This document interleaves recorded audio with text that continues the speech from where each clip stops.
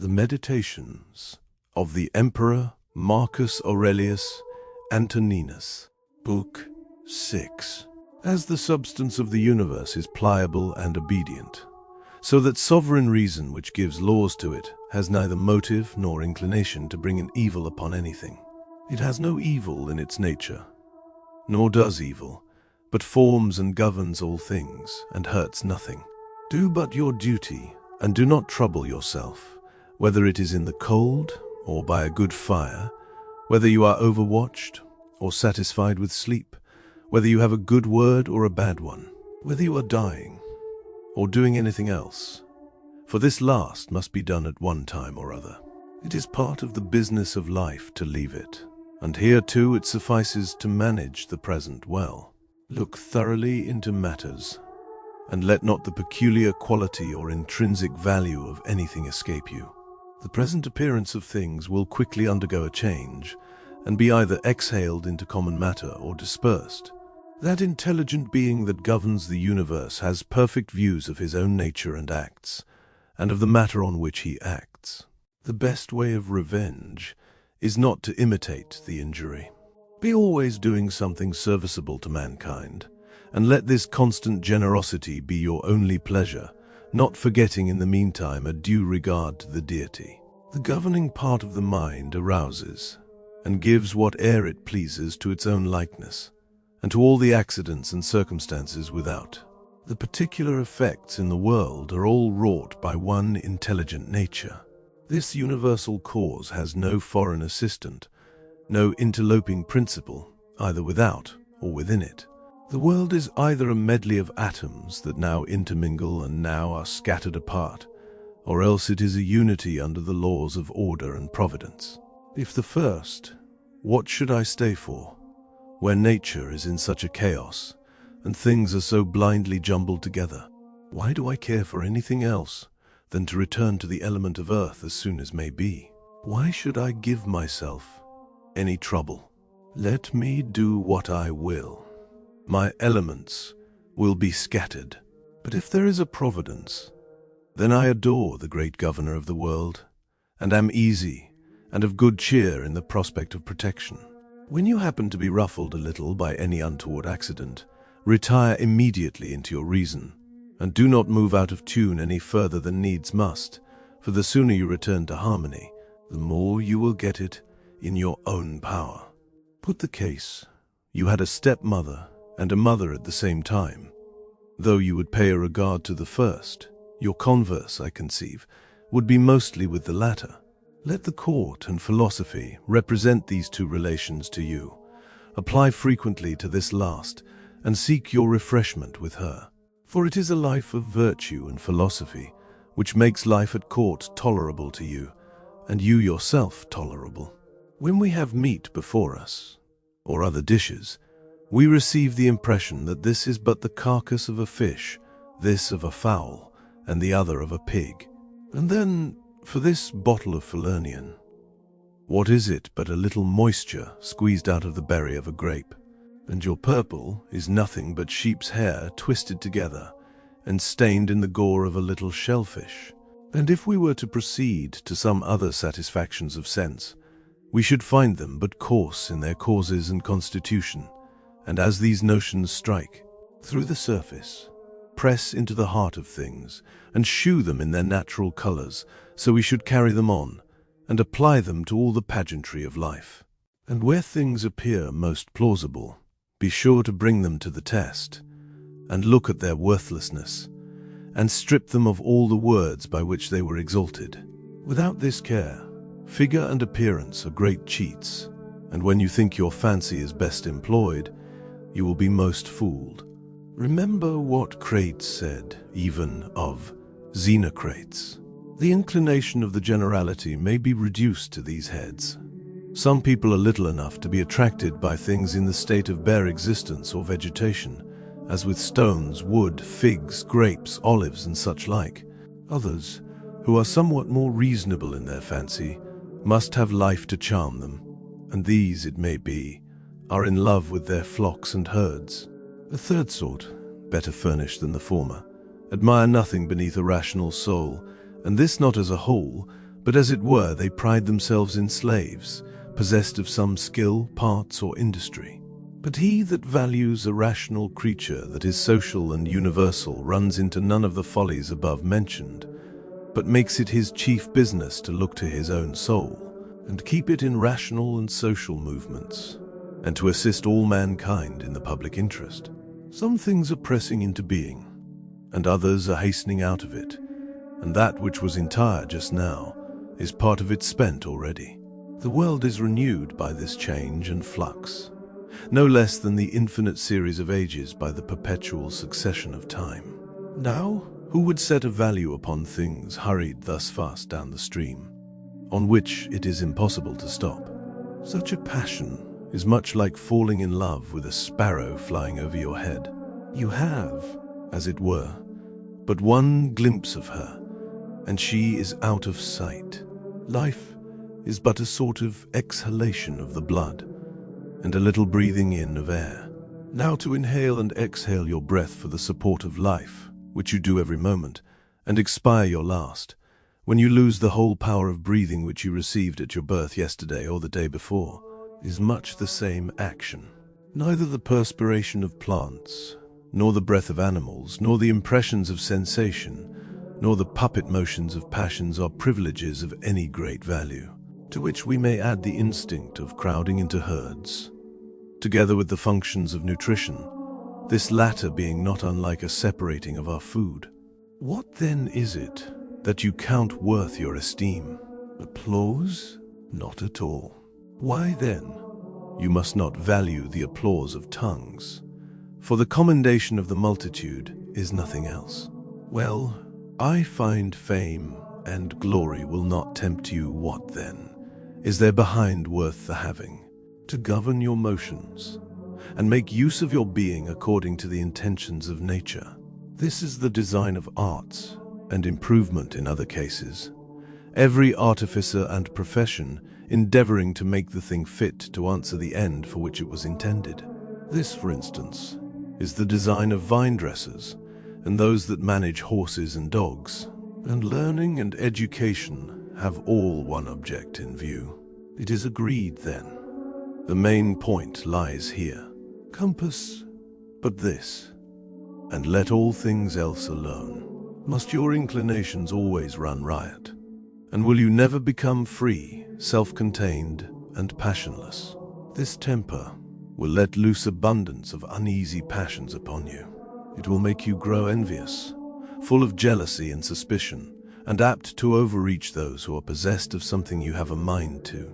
And when strong desires are unsatisfied, you will find yourself mightily disturbed, and this will make you murmur and grow mutinous against the gods. But if you come once to pay a due regard and reverence to your own reason, you will be pleased with yourself, serviceable to society, and compliant with the gods. That is, you will be entirely satisfied with their rule and administration. The elements either press upwards or fall downwards, or else run round in a circle. But virtue has none of these motions. She is of a nobler kind. Her progress in regular thoughts is somewhat unintelligible, but always prosperous. What a strange humor there is amongst some people. They do not care to afford a good word to their contemporaries, and yet are very desirous of being praised by posterity, that is, by those they never saw, nor ever will have the least acquaintance with.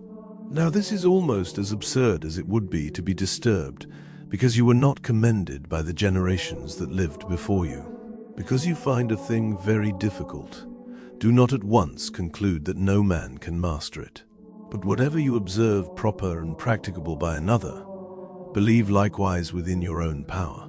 If an antagonist in the circus tears our flesh with his nails, or tilts against us with his head, and wounds us, we do not cry out foul play, nor are we offended at the rough usage, nor suspect him afterwards as a dangerous person in conversation. It is true, when we are at the exercise we guard and parry, but all this is done without raising ill blood, or looking upon the man as an enemy. Let us act in this way in the other instances of life. When we receive a blow, let us disregard it, thinking we are but at a trial of skill, for as I said before, it is in our power to retire without feeling malice and ill will. If anyone can convince me of an error, I shall be very glad to change my opinion, for truth is my business, and nobody was ever yet hurt by it. No, he that continues in ignorance and mistake, it is he that receives the mischief. I do my duty. That is enough. As for other things, I shall never be disturbed about them, for they are either without life or without reason, or they have lost their way and cannot find it. As for brute animals and things undignified with reason, use them generously and nobly, as beings that have reason should treat those that have none. But treat men, since they have reason, as members of the same society, and in all your affairs invoke the gods for their assistance.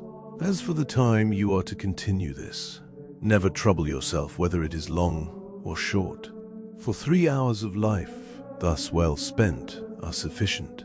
Alexander the Great and his groom, when dead, were both upon the same level, and ran the same chance of being scattered into atoms or absorbed in the soul of the universe. What abundance of motions there are in the body! What abundance of thoughts in the mind at the same time! He that considers this will not wonder so much that infinitely more productions, nay rather, all that are, should exist together in that great whole we call the universe. Suppose you were asked to spell Antoninus's name. Would you sound every letter with emphasis in the company's ears? Or would you return their passion if they were angry? I conceive you would rather go mildly to work and give them the letters and syllables as they stand without noise. Apply this to greater instances, and remember that all duties in morality have a determinate number of parts to render them complete. These must be observed and performed in order, but it must be done smoothly, without growing provoked upon meeting with provocation. You hold it cruel to balk people's fancies, and not give them leave to pursue what they reckon their interest. Yet with this you are chargeable in some measure yourself when you are angry with those that do amiss, for they are carried towards what they esteem their own interest and convenience. But that you will say is their mistake, then it is your part to lead them out of it, and to show them their error without resentment. What is death? It is a resting from the vibrations of sensation and the swayings of desire, a stop upon the rambling of thought, and a release from the drudgery about your body. It would be a shame if your mind should falter and give in before your body. Have a care you have not too much of a Caesar in you, and that you are not dyed with that dye. This is easily learned, therefore guard against the infection. Be candid, virtuous, sincere, and modestly grave. Let justice and piety have their share in your character. Let your temper be remarkable for mildness and affection, and be always enterprising and vigorous in your business. And in short, strive to be just such a man as virtue and philosophy meant you to be. Worship the gods and protect mankind. This life is short, and all the advantage you can get by it is a pious disposition and unselfish acts. Do everything as a disciple of Antoninus. Imitate him in the vigor and constancy of his good conduct, in the equality, sweetness, and piety of his temper, the serenity of his aspect, his contempt of fame, and the generous ambition he had to be perfectly master of his business. Further, it was his way to dismiss nothing till he had looked through it, and viewed it on all sides, to bear unreasonable remonstrances without making a return, never to be in a hurry to be backward in giving encouragement to informers. He was a great judge of men and manners, but of no reprimanding humor, not at all apt to be frighted, not too suspicious, nor like a sophist, satisfied with a little, as one might easily perceive by his palace, his furniture, his habit, his eating, and his attendance. His disposition was patient and fatiguing his delight. He was temperate in his diet. He was firm in his friendship, and steady and agreeable in the manner of showing it. He gave his courtiers all the freedom imaginable to contradict him, and was pleased with the proposal of a better expedient than his own. To conclude, he was a religious prince, but without superstition. Pray imitate these good qualities of his, that you may have the satisfaction of them at your last hour as he had. Rouse and recollect yourself, and you will perceive your trouble lay only in a scene of imagination. And when you are well awake, look upon these realities as you did upon those visions. My person consists of soul and a little body. To this latter, all things are morally indifferent, the body being in no condition to make a distinction of this kind. And as to my mind, there is nothing can affect her, her own actions excepted. Now these are all within her power, and of all her actions she is only concerned with the present, for what is past or to come signifies as much as nothing, and is at present indifferent. As long as the hands and feet do the work they were made for, they move naturally and with ease. Thus, while a man performs the functions of a man, and keeps true to his condition, he feels no more weight than what nature lays upon him. Now that which is not beside the intentions of nature can never be a real misfortune.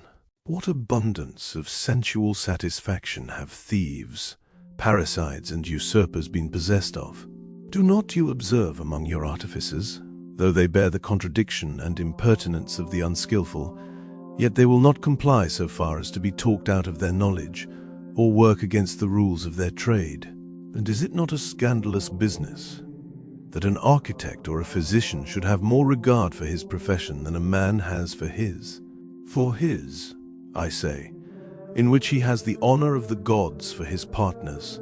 The vast continents of Europe and Asia are but corners of the creation. The ocean is but a drop, and Mount Athos but a grain in respect of the universe, and the present time but a point to the extent of eternity. These things have all of them petty, changeable, and transitory beings. Remember likewise that all things proceed from the soul of the universe, either by direct or indirect causality. Thus the growling deformity of a lion, the poison of serpents, and whatever seems offensive in nature, as thorns or dirt, are the outcome of something noble and beautiful.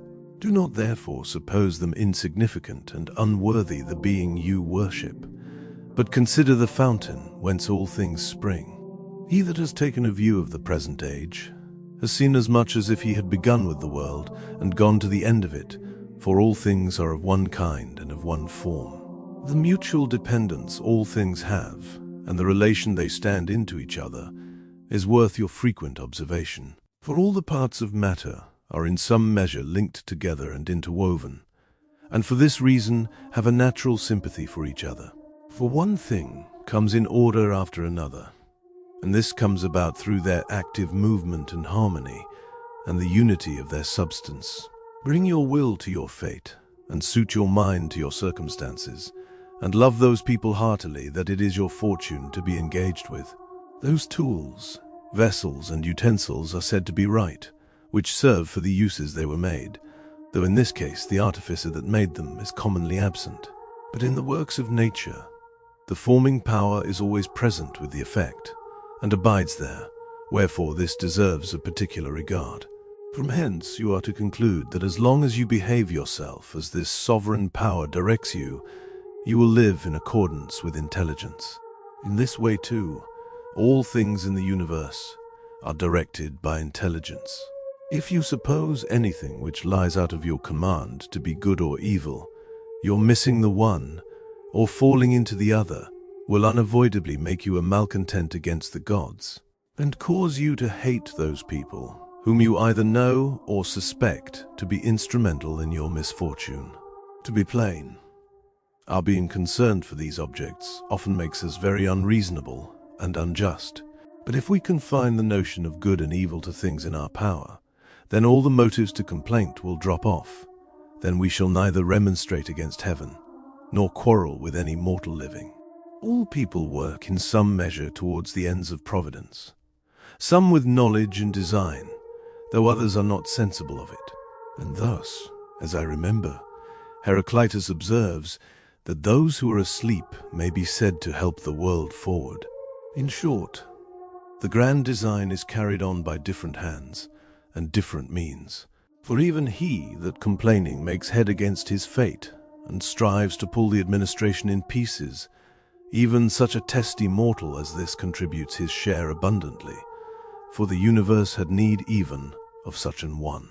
Consider, then, how you are ranging yourself, and what workers you are joining. For he that governs the world will certainly make you good for something, and prove serviceable to his scheme, one way or other.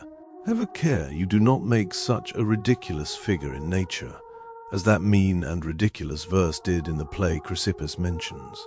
The sun never covets the properties of a shower, nor does Aesculapius interfere with the fruit-bearing god. Are not the stars different from each other? And yet their influences work towards the same end. If the gods have decreed anything concerning me or my business, they have decreed my advantage. For it is absurd to suppose that they are mistaken in their measures, or not benevolent in their design. For to what purpose should they intend me any harm? What would themselves, or the universe, the special object of their providence, gain by it? But granting they have made no particular provision for me, yet since their government of the world is not disputed, the consequence will be much the same. And why then should I not be contented with whatever happens as a consequence of the universal whole? To put the case further, suppose the gods take care of nothing, which, by the way, we must reckon a scandalous opinion, then it will be high time to leave off the common solemnities of sacrificing, prayers and religious swearing, and all those observances which we keep as though the gods were present and dwelling with us. If the gods, therefore, will take care of none of us, it is certainly lawful for me to take care of myself. Now, it is my right to consider my own convenience. And what is that? Why, that is convenient for every one, which suits his nature and his constitution. Now reason and social principles are suited to my nature. Take me, then, under the particular distinction of Antoninus, and Rome is my town and country, but consider me as a man in general, and I belong to the corporation of the world. That, therefore, and only that which is serviceable to both these societies, is an advantage to me. Whatever happens to particulars is serviceable to the universe, that thought might satisfy. But we can carry the reasons for acquiescence farther, for upon observation you will perceive that what is profitable to one man is in some measure for the interest of the rest. And here I take the word profit in the common meaning of things neither good nor bad. You may remember that, at a play, or such like diversion, the same thing coming over and over again tires the sense and extinguishes the pleasure. Remove this contemplation into life, for here all things come round and bring the same causes and appearances along with them. How long, then, will this last? Consider with yourself that people of all conditions, professions, and countries are dead, if you cast your eyes back as far as Philistian, Phoebus, or Orianian. Now turn towards the other classes of men, and we must take our turn too with the rest, and remove to the same place whither so many famous orators and great philosophers, such as Heraclitus, Pythagoras, and Socrates, have shown us the way. So many heroes and generals and princes, and besides Eudoxus, Hipparchus, and Archimedes, not to mention a great many other extraordinary geniuses, persons of industry, wit, spirit, and versatility and confidence. They are all gone, even those buffoons who, like Menippus, mocked at this perishable and transitory existence. Remember, they are all in their graves. And where is the harm of all this? Nay, what are those the worse for it, that have not so much as left their own names behind them? In a word, there is only one thing here worth the minding, and that is to be true and just, and to show benevolence, even to the untrue and unjust. When you have a mind to divert your fancy, consider the good qualities of your acquaintance, as the enterprising vigor of this man, the modesty of another, the liberality of a third, and so on. For there is nothing so entertaining as a lively image of the virtues exhibited in the character of those we converse with, occurring as numerously as possible. Let this, therefore, be always at hand. You are not angry, because you weigh so light in the scale, and do not ride 40 stone. Why then should you be dissatisfied? Because your life is not drawn out to an unusual and extraordinary period. You ought to be no more covetous of time than you are of bulk, but be contented with your own allowance. It is good to try to bring people to a right understanding of the case, but if they are unwilling, be governed by the law of justice. If there comes a force upon you and stops your progress, abandon it and be easy, and make a virtue of necessity. Remember that you undertook the business upon the condition of its being feasible, and never pretended to grasp at impossibilities. What was it, then, you aimed at? Why, to do your best in your effort. Right. And this may be effectually done, though the enterprise should happen to miscarry. The ambitious person lodges his happiness in the activity of another, the voluptuary in his own affections, but a man of understanding places his good in his own action. We are at liberty not to misinterpret any accident, and by consequence may be free from disturbance. Things have no natural power over thoughts to influence our judgment. Accustom yourself to attend to what is discoursed, and as far as you can get into the soul of him that speaks.